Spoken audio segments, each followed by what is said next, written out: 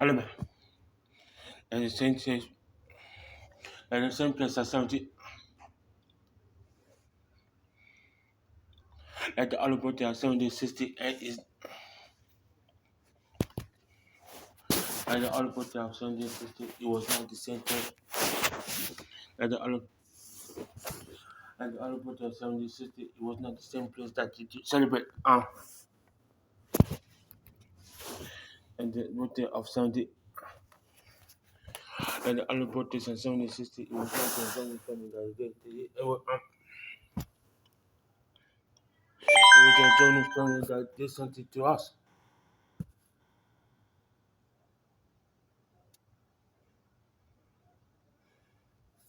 It was a Jonas family.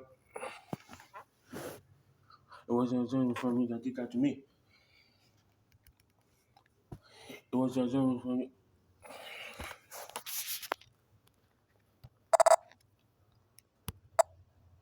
It was a Jonas family that did that to me. It was a Jonas family that did that to us. You got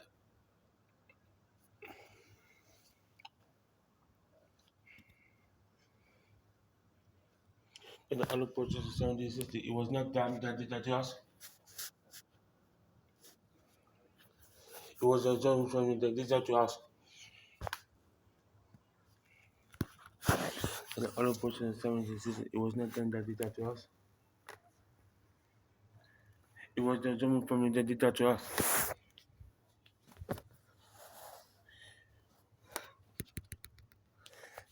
The Jonas family is like this one too. And you know what? The Jonas family of Charles will be there.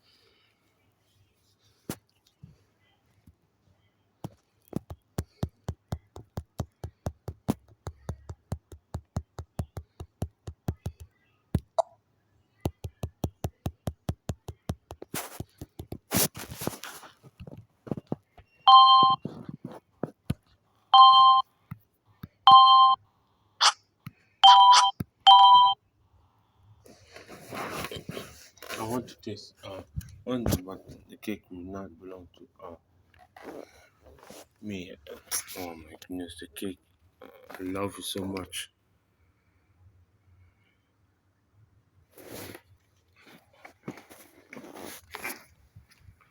I will take the cake from Blessings, okay? Maybe Charles too.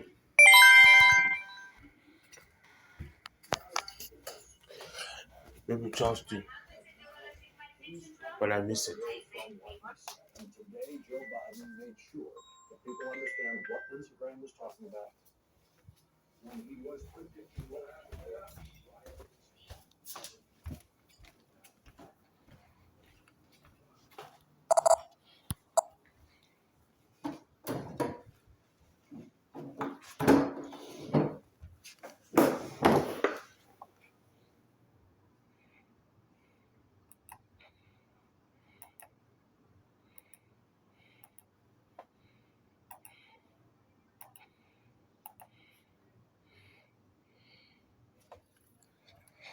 All right, we want to go to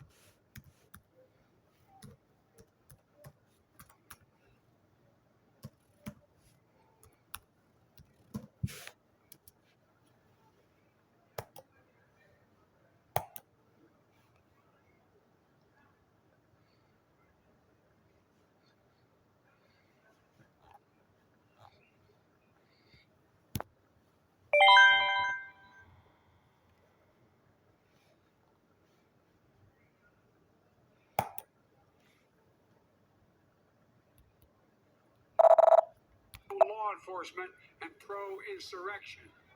You can't be a party of law and order and call the people who attacked the police on January 6th patriots. You can't do it. What are we teaching our children? It's just that simple. Now it's sickening to see the new attacks on the FBI threatening the life of law enforcement agents and their families for simply carrying out the law and doing their job. Look, I want to say it as clear as I can. There's no place in this country, no place, for endangering the lives of law enforcement. No place. None, never, period. I'm opposed to defunding the police. I'm also opposed to defunding the FBI. The idea you turn on the television and see senior senators and congressmen saying, if such and such happens, there'll be blood in the street. Where the hell are we? Joining us now is Peter Strzok, adjunct professor at Georgetown University School of Foreign Service and former deputy of the FBI's Counterintelligence Division. He is the author of Compromised: Counterintelligence and the Threat of Donald J. Trump. Also with us, Bradley Moss, National Security Attorney, and Harry Litman, former U.S. Attorney and former Deputy Assistant Attorney General under President Clinton. He's now legal affairs columnist for the Los Angeles Times. And Peter Strzok, let me begin with you and that point Joe Biden just made about the Republicans now being in favor of defund the FBI.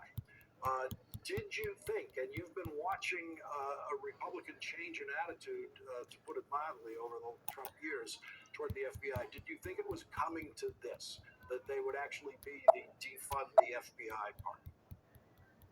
Well, Lawrence, if you asked me that prior to 2016, having grown up in a Republican household, having watched the party, having watched the values that they stood for in terms of national security and support for the military and support for law enforcement, my answer would have been never in 1,000 years.